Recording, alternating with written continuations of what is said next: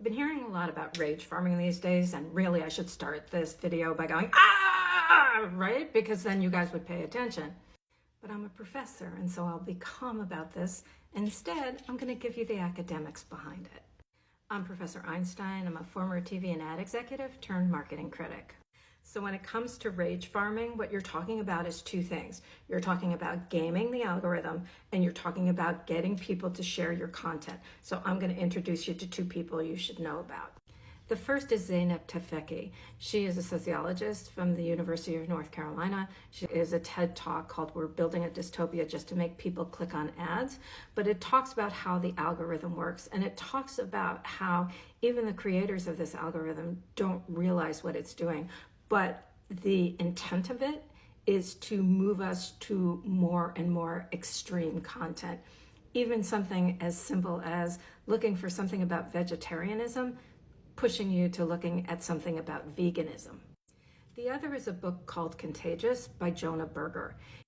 In this book, he uses an acronym, STEPS, S-T-E-P-P-S, to explain why people share content. And some of this stuff isn't new. Some of this is things that media professors have talked about for a long time. So for instance, the first S is social currency. And social currency is simply knowing about what happened in the news so you can talk about it and have currency when you're talking to other people.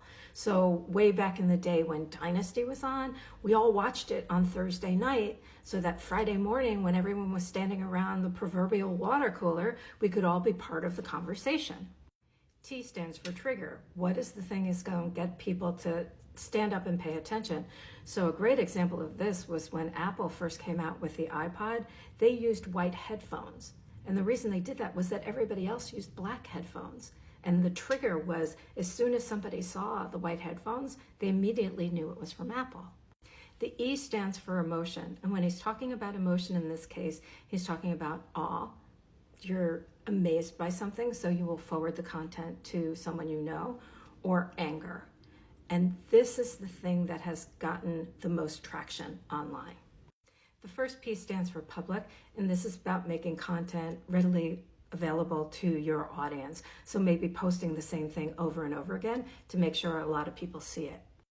The next P is practical value, right? When somebody shows something on TikTok like, what's the best way to get corn off a cob? Everybody shares it. It's like, oh God, I didn't know that. Practical value. The last thing is stories.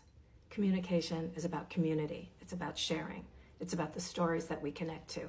And narrative is so important in this space. And that's why people will share your content, because you tell a good story. And while all of these things are operative, it really boils down to the E, the emotion, and specifically the anger.